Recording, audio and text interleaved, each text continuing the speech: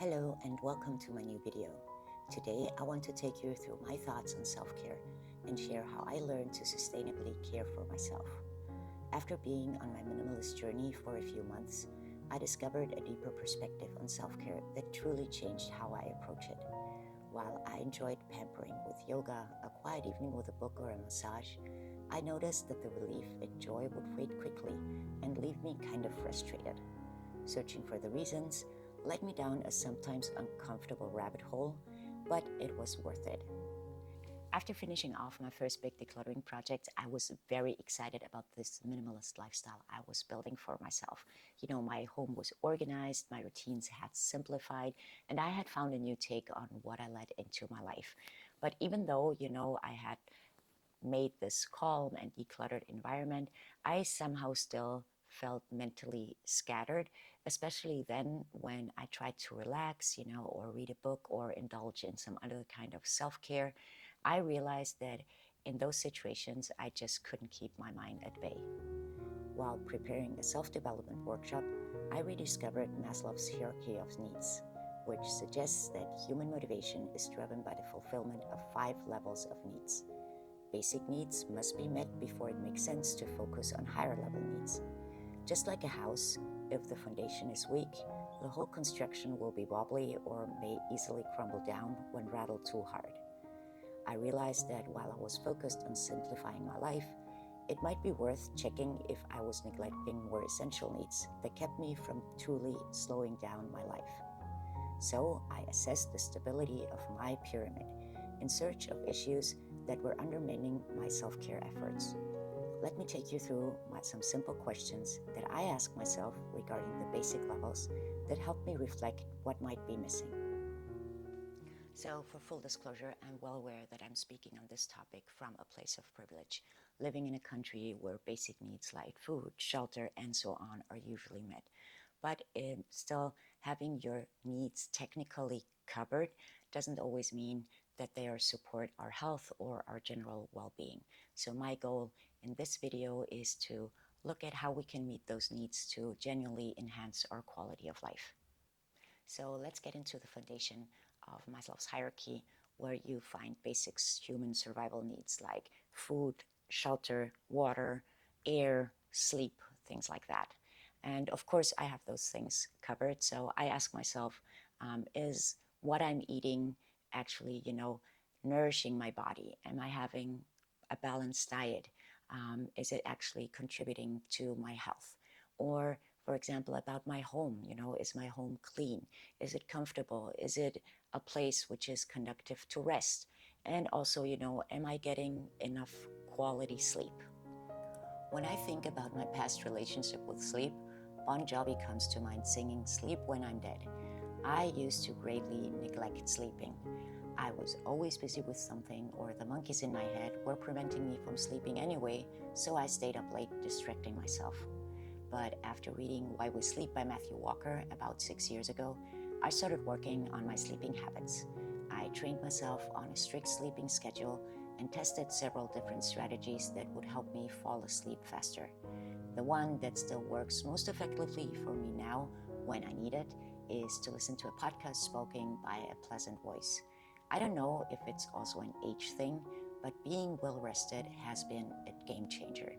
So the next level of basic needs are safety needs, meaning things like personal security, financial stability, job security, health things, stuff like that. And in the country I live in, we have universal health care, we have pretty protective labor laws, so I'm fine there. So my questions went more into that direction of, is the area that I live in a place where I feel safe, where I'm free of harm? Regarding my job, I wasn't precisely asking about how secure my job is, more does it offer me an opportunity for long-term growth and development?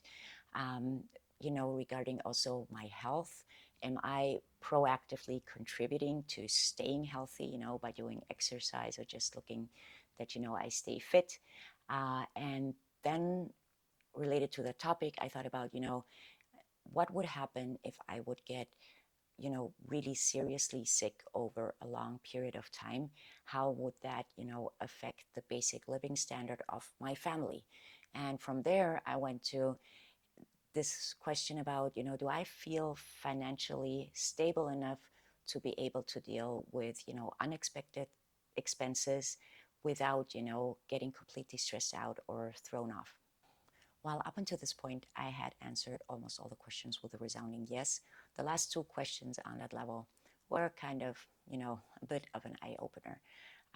It's a topic that's very hard to talk about, and I was also very hesitant to put this in the video. But still, to be honest, many, many years ago, my financial decisions were not, to put it nicely, not very wise. And it got me into a lot of trouble. And even though I had been working really hard to recover from that and had achieved a decent income, I somehow just couldn't make ends meet.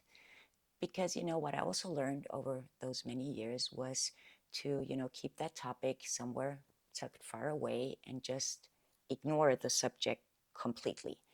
And in consequence, this led to this kind of, resurging cycle of anxiety that would especially pop up when I had nothing else to think about.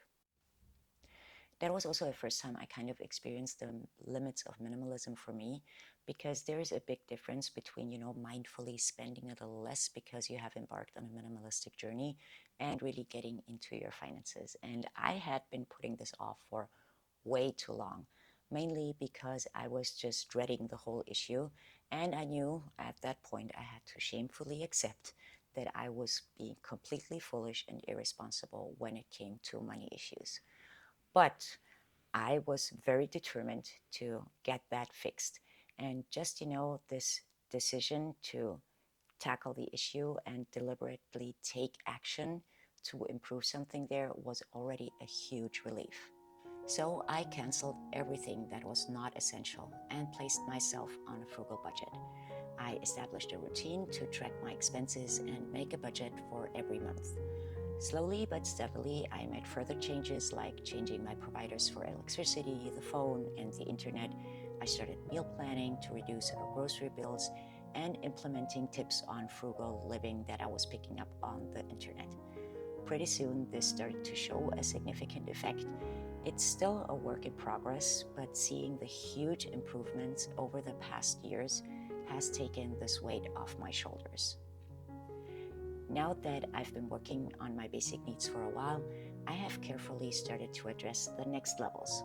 Because, of course, the next three levels also play a crucial role in our overall well-being. The third level of the pyramid deals with needs connected to love and belonging, so your relationships or social connections. Our brain is hardwired to interact with others, may that be your family members or friends or people at your book club.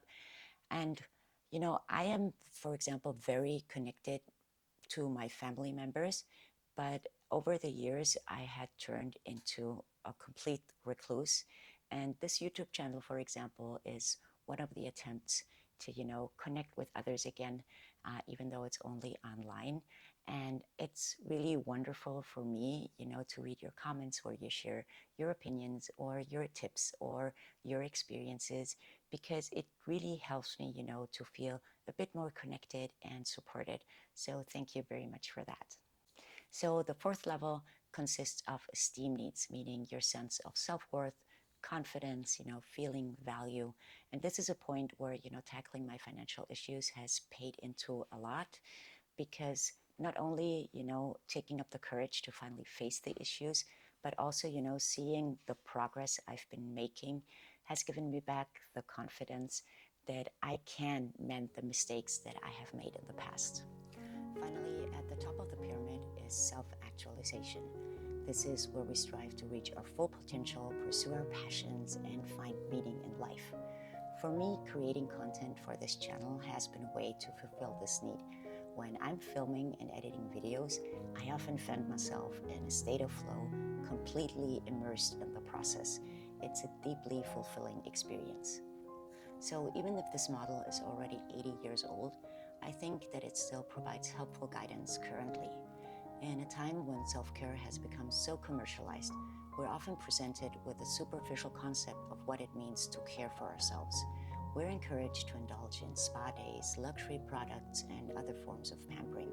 but these quick fixes often lead us to neglect our most basic needs. True self-care begins with ensuring our fundamental needs are met before we can move on. Since I have recognized that and made the changes needed, I sleep better. I have been able to fully dive into a book again, to really focus during a yoga session, and to just quietly sit and take in my surroundings. Because even though I haven't reached my goals, I know I'm working on them and I'm getting there. So if you're interested in the topic and you want to dive deeper into it, I highly recommend you a video by Dr. Scott Eilers, where he approaches the topic of self-care by posing the question, if you are a caretaker, so you're taking care of a relative or a child, for example, what are the things that you provide for that person in your care? And then he kind of turns it around by saying, okay, are you actually providing all of that for yourself, or are you neglecting any of the needs that you also have? It's a really nice video, and I will link it down below for you to watch. Thank you so much for watching this video. If you found the content helpful, then please leave a like. And if you're generally interested in topics like minimalism and decluttering and slow living, then I invite you to subscribe to my channel. I wish you a wonderful rest of the day, and I hope to see you soon.